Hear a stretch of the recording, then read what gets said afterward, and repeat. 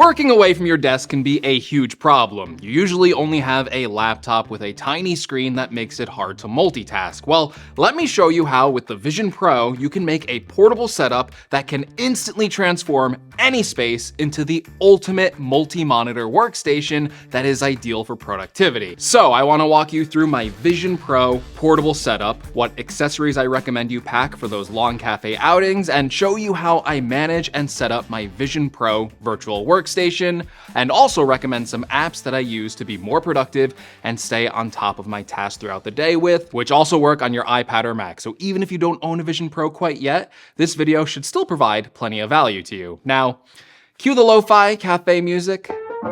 Let's get into it.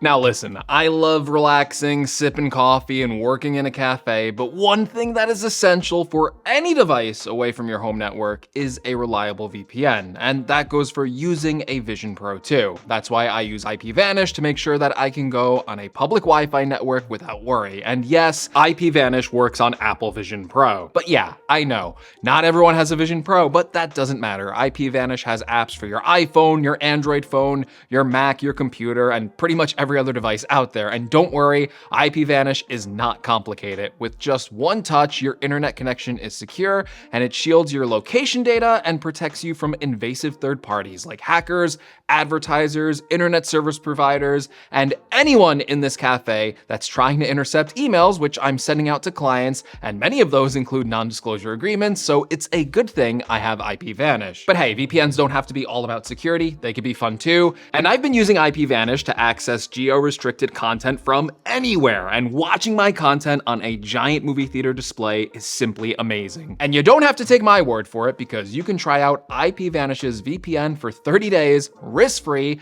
and save on the yearly plan by going to ipvanish.com/gregsgadgets. So thank you to IPVanish for keeping me secure and for sponsoring this video. All right, so first of all, the Vision Pro itself is pretty big and bulky. It's also pretty awkwardly shaped, which means it does make it a little hard to pack in a traditional backpack.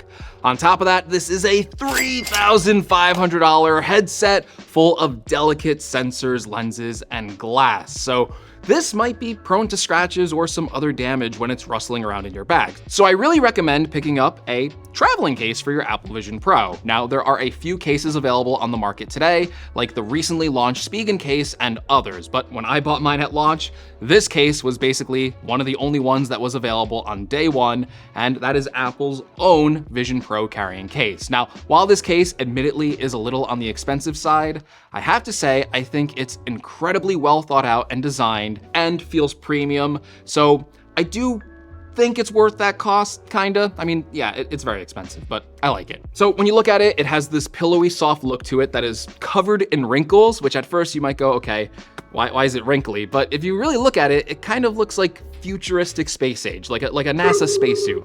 So it fits the bill for that new frontier of computing design. It has two zippers that when you zip open, you kind of reveal these two compartments that you have here. One is for the headset itself. You can see that it has like a little headset holder over here, and you just plop the Vision Pro right down there and it kind of holds it in place. There's even like a slightly hidden Velcro strap here on the bottom that you can pull up to adjust the position of where the Vision Pro sits.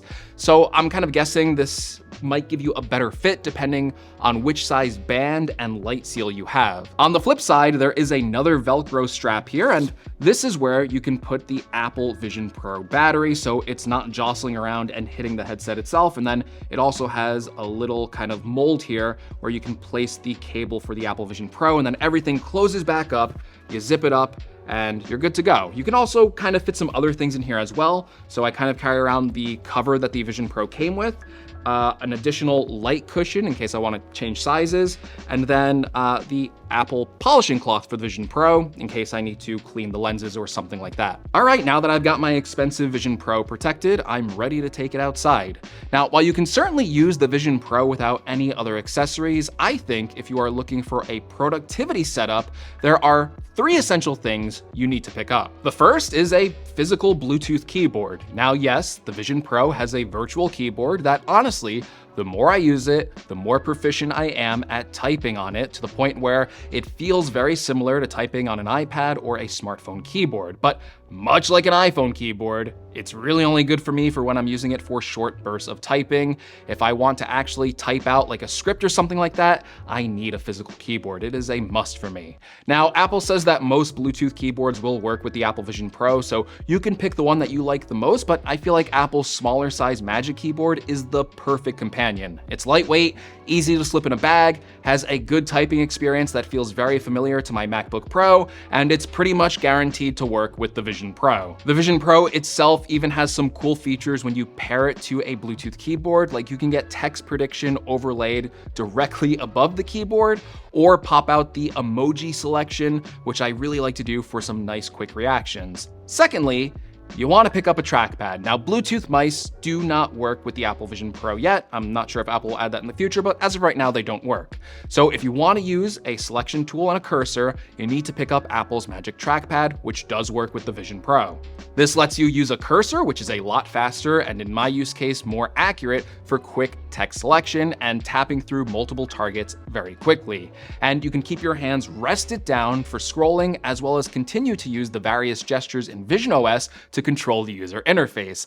This combination of trackpad and hand gestures make using the Vision Pro feel faster and more fluid, and honestly, also a lot more fun. You feel like you're working in the future, moving and resizing windows very quickly, and also moving through multiple touch targets. Finally, another thing I'd recommend popping into the Vision Pro portable setup is an external battery pack. The Vision Pro at best will get you around 3 hours of battery life, and if you plan to work away from your house for more than 3 hours, it's not guaranteed you'll get that coveted spot next to the wall outlet. Now, while yes, you could pick up a second Apple Vision Pro battery, I kind of think that's the wrong thing to do. You have to unplug it, and that turns off the Vision Pro, so it's kind of disruptive to your workflow if you have to reboot this thing. And then on top of that, that battery is an additional $200 cost, which is already making an expensive setup even more expensive. I prefer to just use an external battery pack with my Vision Pro if I need it. Any USB-C battery pack that can output something like 30 watts should do just fine. I really like this Anker Prime battery pack that I picked up for the Vision Pro. It charges via USB-C. It has 2 USB-C connections that can output 100 watts, so it can fast charge the Vision Pro and also my laptop. It has a 20,000 milliamp hour battery at, I believe, like 72 volts. So it more than doubles the battery life of the Vision Pro. Like everything in this video, if you want to pick one up, I'll leave a link in the description. So yeah, this is basically my portable Vision Pro setup. Every app that I'm using for this section is running on Vision OS and being controlled by hand gestures, a keyboard, and a trackpad. And what I like to do first in this setup is define my workspace for what I'm doing. Today, I'm at a cafe, and first of all, I have to check and see what my tasks are for the day. The app I use to keep track of this is called Things, a personal task manager that helps me plan my to-dos for the day and keep track of longer projects, and they actually have a native Vision OS app, which is great. For today, obviously, I want to start scripting and writing down notes for this video that I'm doing on the Vision Pro for the portable setup. So for that, I like to make sure I always have Safari handy so I can do research on a video topic. After that, I need some sort of writing app. Now, Vision OS ships with Apple Notes, which is a native app, and it does work really well. But personally, I like to write my scripts in an app called Bear Notes. That's where all of my scripts and notes are already stored, and I use that on my Mac and my iPad. And thankfully on Vision OS, you can run that iPad version right on Vision OS. That's one of the strengths of using the Apple Vision Pro. You can use a lot of apps that are already designed for the iPad, so all of my notes carry over and I can start writing in an app with a really nice, clean, minimalistic design that helps me focus on writing scripts. Of course, this setup is a very simple 3-window setup, and I feel like it's the easiest to envision because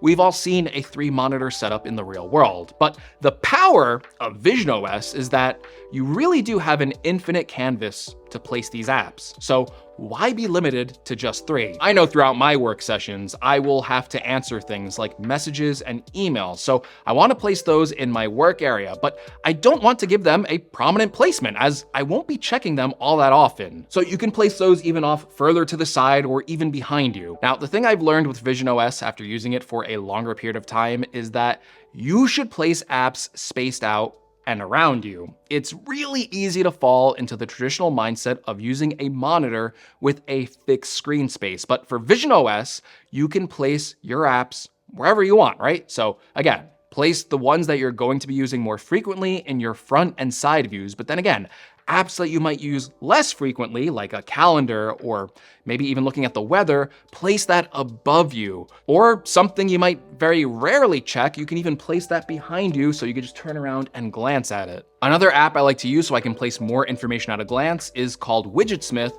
which allows you to make and customize your own widgets for the Apple Vision Pro. So you can see right here, I made a weather widget where I can quickly glance at it and check the current temperature. And ever since Apple Vision Pro launched, I've kind of thought, well, can I actually make like a virtual photo frame as well? So yeah, you kind of can, right? In Widgetsmith, you can actually set a photo as a widget, and then you can kind of put up maybe like a picture of your family, almost like it's at your desk. Or for my case, I put a picture of my dog right over here, so I can glance at it every once in a while and be like, hey, look at that, that's my dog, how cool. And we're just getting into this era of spatial computing, and one of the things I found with Apple Vision Pro is there's no easily viewable clock when you're like working in it, right? Like you have to go into Notification Center to check the time.